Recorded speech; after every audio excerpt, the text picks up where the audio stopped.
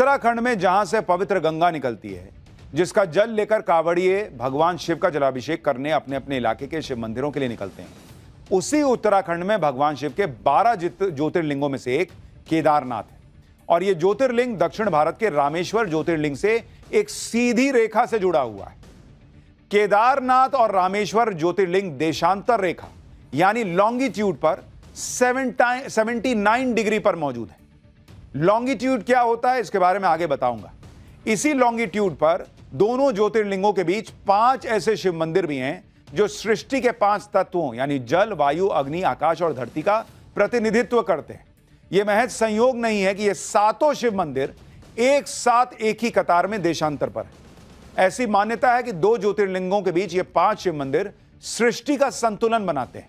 ये सारे शिव मंदिर 1500 से 2000 साल पहले अलग अलग कालखंड में स्थापित किए गए और माना जाता है कि मंदिरों की स्थापना में इनकी एक रेखा में होने का पूरा ध्यान रखा गया और वास्तु के सिद्धांतों के हिसाब से इनकी स्थापना की गई। विज्ञान और सनातन के मेल की अद्भुत महिमा देखिए। केदारनाथ से रामेश्वरम की दूरी करीब 3000 किलोमीटर है। ऐसा नहीं कि अगल बगल मंदिर हैं कि बन गए एक लाइन में, 3000 किलोमीटर की दूरी है और उसमें 7 शिव मंदिर एक ही देशांतर रेखा पर 79 डिग्री पर स्थित है। इसलिए यह जो रेखा है इसको शिव भक्ति रेखा भी कहा जाता है। इन 7 शिव मंदिरों की लोकेशन बहुत ही हैरान करने वाली है। भाई ये तो सभी जानते हैं कि धरती गोल है और पूरी धरती पर किसी भी लोकेशन का सही से आकलन कैसे किया जाए, इसके लिए रिसर्चर्स ने, वैज्ञानिकों ने धरती को काल्पनिक रेखाओं में बांट दिया। वर्टिकल लाइन जो होती है उसे देशांतर यानी लॉन्गिट्यूड कहा जाता है और जो हॉरिजॉन्टल रेखा होती है उसे अक्षांश यानी लैटिट्यूडनल लाइन कहा जाता है। तो आप जो इस तस्वीर में देख रहे हैं कि ऐसे आप धरती को देख रहे हैं, तो जो ऐसे सीधी सीधी रेखा गई है वो अक्षांश है और जो आप ऐसे सीधी ऊपर लंबी लंबी रेखा देख रहे हैं उसको देशांतर कहा गया है।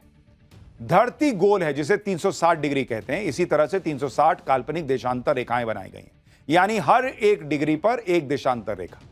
इस तस्वीर में आप देख सकते हैं कि भारत की लोकेशन जो है वो 60 डिग्री से 90 डिग्री की देशांतर रेखा के बीच आती है। जरा एक बार यहां दिखाइए, मैं आपको दर्शकों को दिखाता हूं कि किस तरह से मैं आपको बता रहा हूं कि ये जो लोकेशन है इसको अगर आप देखेंगे तो आप ये जो ऐसी लंबी लंबी लाइन देख रहे हैं इसी को देशांतर कहते हैं और ये जो ऐसे पैरेलल लाइन देख रहे हैं इसको अक्षांश कहते हैं।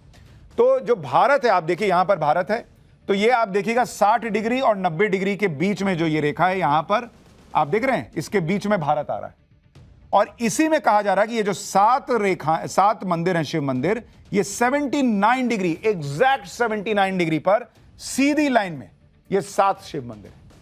हैरान करने वाली बात यह है कि ये सातों शिव मंदिर कई शताब्दियों पुराने हैं और उस समय देशांतर और अक्षांश रेखा नहीं होती थी। मतलब तब वैज्ञानिकों को नहीं पता थी, लेकिन सनातन की आप ताकत सोचिए कि तब भी इतना ज्ञान था और फिर भी 79 डिग्री पर सीधी रेखा में ये सातों मंदिर बना लिए गए। केदारनाथ और रामेश्वरम ज्योतिर्लिंग के बीच में एक रेखा पर स्थित शिव मंदिरों की महिमा और यह सृष्टि के किन 5 तत्वों को प्रतिनिधित्व करती है इसके बारे में आगे बताऊंगा। पहले देखिए कि शिव शक्ति रेखा बनाने वाले ये 7 शिव मंदिर किस तरह एक सीध में बने हुए हैं। केदारनाथ जो कि ज्योतिर्लिंग है, उत्तराखंड के देशांतर रेखा पर 79.06669 डिग्री पर है। श्रीकालहस्ती मंदिर चित्तरू आंध्र प्रदेश, यह देशांतर रेखा पर 79.7037 डिग्री पर है। श्री एकाम्बेश्वराथ मंदिर कांची तमिलनाडु, देशांतर रेखा 79.7036 डिग्री पर। श्री अरुणाचलेश्वर मंदिर तिरुवन्नामलई तमिलनाडु, यह देशांतर रेखा पर है 79.0747 डिग्री पर। श्री जम्बुकेश्वर मंदिर थिरुवनाईकवल तमिलनाडु, यह देशांतर रेखा पर है 79.7108 डिग्री पर।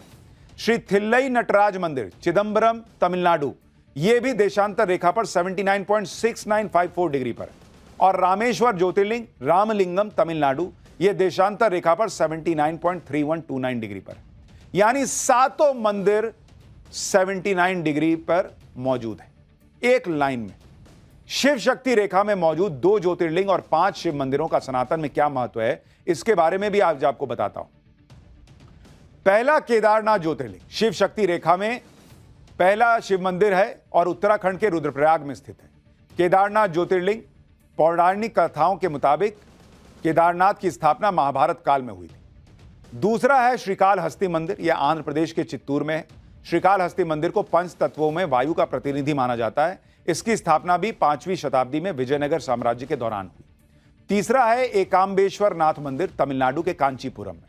इसको लेकर मान्यता है कि भगवान शिव के क्रोध को शांत करने के लिए यहां देवी पार्वती ने शिवलिंग की स्थापना की और तपस्या की। इस शिवलिंग का पंच तत्वों में धरती का प्रतिनिधि माना जाता है। इस मंदिर की स्थापना 7वीं शताब्दी में हुई और मौजूदा मंदिर को 9वीं शताब्दी में चोल राजाओं ने बनाया। चौथा है अरुणाचलेश्वर मंदिर, तमिलनाडु के तिरुवन्नमलाई में है।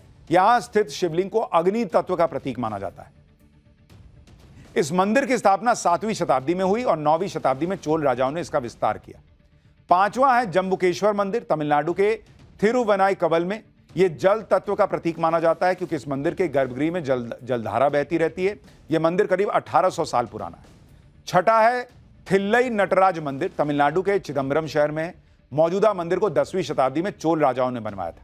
और सातवां है रामेश्वरम ज्योतिर्लिंग।